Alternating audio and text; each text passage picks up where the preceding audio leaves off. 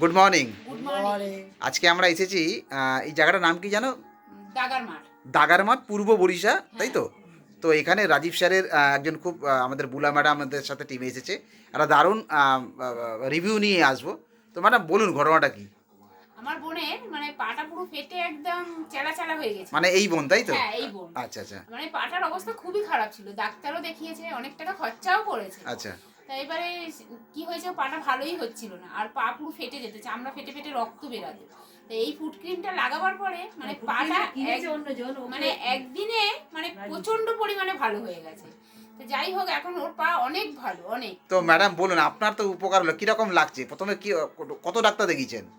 অনেক কটাই ডাক্তার দেখানো হয়েছিল, এখন ঠিক আছে আমার পা, ওই ফুড ক্রিম লাগতো। তো আপনি বলছিলেন নিজের পা দেখতে কিরকম লাগছিল আগে, আপনি নিজে? নিজের পা দেখতে ঘেন্না লাগতো।